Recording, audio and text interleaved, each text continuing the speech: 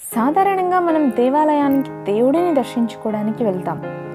అప్పుడు పూజలు కానీ వ్రతాలు కానీ చేయించుకుంటూ ఉంటాం. లేదా దేవాలయాలకు వెళ్ళినప్పుడు పూజారి తీర్థప్రసాదాలు మనకిస్తూ ఉంటారు.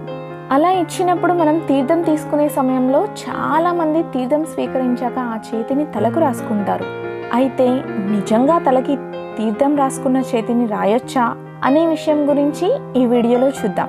దీనికి సంబంధించి ఎన్నో ముఖ్యమైన విషయాల్ని పండితులు మనతో చెప్పడం జరిగింది. గుడికి వెళ్ళినప్పుడు తీర్థం తీసుకున్నాక మన చేతుల్ని తలపై రాసుకుంటాం, కానీ అది నిజానికి తప్పు. దేవాలయాల్లో తీర్థం తీసుకున్న తర్వాత ఆ చేతిని తలపై రాసుకోకూడదు. తులసి నీళ్లతో కానీ పంచామృతాలతో కానీ తీర్థం తయారు చేస్తూ ఉంటారు. పంచామృతాలతో చేసిన తీర్థాన్ని, తులసి తీర్థాన్ని కానీ తలకు రాసుకోవడం అస్సలు మంచిది కాదు. తీర్థం తీసుకున్నాక చేతికి అంటుకుంటుంది. ఆ చేయిని తలకు రాసుకోవడం మంచి ఫలితాన్ని ఇవ్వదు. నిజానికి తీర్థం తీసుకున్న తర్వాత ఆ చేతిని కడుక్కోవాలి.